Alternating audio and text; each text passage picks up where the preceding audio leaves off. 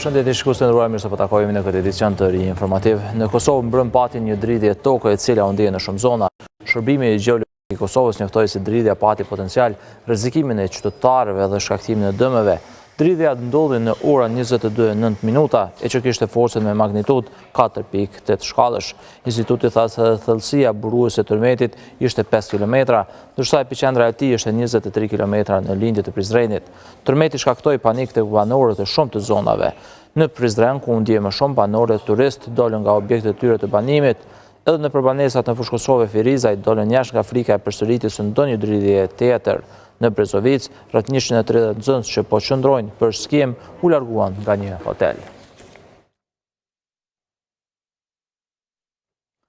Policia e Kosovës këtë mëngjes ka konfirmuar vdekjen e 59 vjeçarit i cili vdiq mbrëm pasi ra në një bunar në oborrin e një shkolle në fshatin Bajinc të komunës së Kaçanikut. Zëdhënësi i policisë për rajonin e Firizajt Kanon Veseli tha për klankosova.tv se rreth orës 22:30 mbrëm ekipet e zjarrfiksëve dhe vullnetar kanë arritur ta nxjerrin trupin, ndërsa mjeku kujdestar ka konstatuar se ishte pa shenja jete. Veseli tha se rasti është cilësuar vdekje e dyshimt. Klan Kosova ka mësuar se i ndjeri është Sylejan Fazliu. Mësohet se ai ka qenë punëtor teknik në një shkolle në oborrin e të cilës ishte edhe bunari ku ai ra.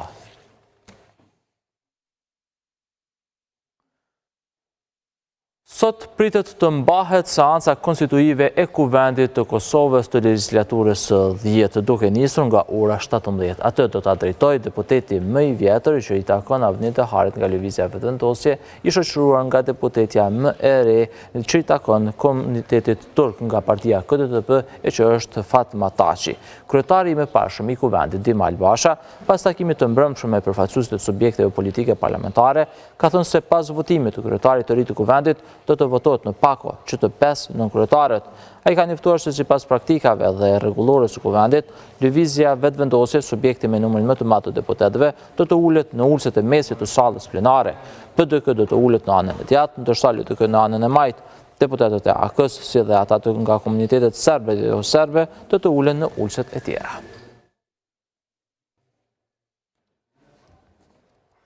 Avukati ish presidentit Hashim Thaçi, Luka Mishetish, ka arritur pranë dhomave të specializuara në Hag këtë mëngjes, një orë para fillimit të seancës, ku do i fillojë deklaratën përmbyllëse këtë paradite. Sot në Hag nis fjala përmbyllëse mbrojtjes së ish presidentit Thaçi. Në ditën e tretë të fazës përfundimtare të procesit më të madh gjyqësor në Hag, siç edhe ka njoftuar Mishetić, ai do të fillojë shpalosin e deklaratës përmbyllëse pikërisht nga këto çaste nga ora 9 e mëngjesit. Zyra e prokurorit të specializuar ka përmbyllur dje fjalën përfundimtare, duke vijuar më pas mbrojtësi viktimave. Zyra e prokurorit ka thënë se ka pranuar, siç pretendon, mbi 5.000 prova materiale dhe ka intervistuar mbi 130 dëshmitarë.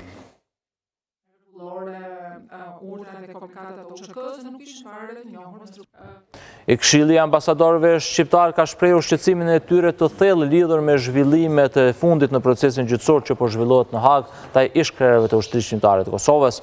Në njoftimin e tyre, Kashi vlerëson se procesi në formën dhe narrativen që po merr rrezikon seriozisht të deformojë realitetin historik dhe juridik të luftës së Kosovës, duke theksuar se lufta shqirimtare e popullit të Kosovës ishte reagim i ligjshëm dhe i domosdoshëm ndaj dhunës sistematike, spastrimit etnik dhe krimeve të luftës të ushtruara nga regjimi Slobodan Miloševićit. Sipas Këshillit të ambasadorëve shqiptar, çdo përpjekje për të barazuar agresorin shtetëror me viktimën që luftoi për mbijetesë dhe liri përbën fyerje për popullin e Kosovës dhe për vetë ndërhyrjen ndërkombëtare. Opozita në Shqipëri zhvilloi mbrëm protestën e radhës në Tiranë, e cila u shoqërua dhe me tensione dhe hedhje molotovi drejt kryeministrisë dhe parlamentit. Për rreth 4 orë protestuesit u mblodhën fillimisht në bulevardin Dëshmorit të Kombit, ku ishte ngritur edhe podiumi ku mbajtën fjalë udhëheqës politik të Partisë Demokratike. Pas përfundimit të fjalës së Sali Berishës, i cili edhe bëri thirrje për revolta popullore për të rrëzuar qeverinë Rama, situata u tensionua.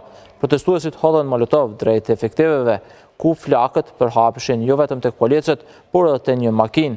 Ndërhyrja autobotëve me ujë ishte e nevojshme për të shuar flakët dhe për të larguar protestuesit. Raportohet se 19 policë kërkuan ndihmë mjekësore pas lëndimeve. E të paktën 9 persona janë vrarë nga të shtënat në Kanada, 6 viktima u gjetën në shkollën e mesme Trumbull Ridge në Kolumbinë Britanike, një tjetër vdeq gjatë rrugës për në spital, 2 të tjerë u gjetën të vdekur në një vend tjetër, të cilin policia beson se është i lidhur me incidentin. Rreth 25 persona të tjerë janë plagosur. Një individ, po ashtu që besohet të jetë qëlluesi, u gjet gjithashtu i vdekur, me atë që duket të jetë një lëndim i vetë shkaktuar. Distrikti shkollor lokal ka lëshuar një deklaratë duke thënë se mësimet në këtë shkollë janë anuluar për pjesën tjetër të javës për shkak të këtij sulmi, që hetimet janë duke vijuar mbi të. Vjojmë tek sporti, sot zhvillohen 2 ndeshje të rëndësishme në kuadër të Kupës së Kosovës në futboll, ku 4 skuadrat të luftojnë për një vend në fazën e çerikfinales të kësaj gare prestigjioze. Nga ora 13, Dukagjini përballet me Prishtinën e Re në një sfidë që pritet të jetë mjaft interesante me të dyja ekipet që synojnë të vazhdojnë rrugtimin në kupë të bëjnë një hap të madh drejt finales. Më pas në ora 18, vëmendja do të jetë në përballjen mes Prishtinës dhe Ballkanit, një duel mes 2 skuadrave me ambicie të larta që premton në rivalitet dhe intensitet të madh në fushë. Kupa e Kosovës shpesh ka sjellë befasi dhe emocione të forta, ndërsa dhe sot pritet që skuadrat të japin maksimumin për të siguruar kalimin në çerek finale dhe për të mbajtur gjallë ëndrrën për trofeun.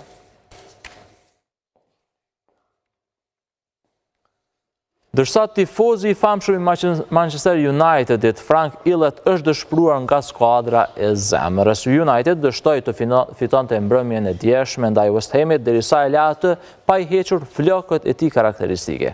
Ai kishte bërë një premtim në vitin 2024, ku ka thënë se nuk do të qethet derisa Manchester United të bëjë 5 fitore radhazi në Premier League. Por edhe pse fituan ndaj Manchester Cityt, Arsenalit, Fulhamit e Tottenhamit, djajtë e kuq u ndalën me barazim 1-1 nga West Hami. Frank Illet nuk e përjetoi mirë këtë barazim. Ai tashme do të vazhdojë të mbajë flokët e tij, ndoshta edhe për vite të tjera. Me kaq e përfundojmë edhe këtë edicion informative, ju vazhdoni të qëndroni këtu me Gonxhën dhe kolegët tjerë, mirupafshim. Faleminderit shumë Enes.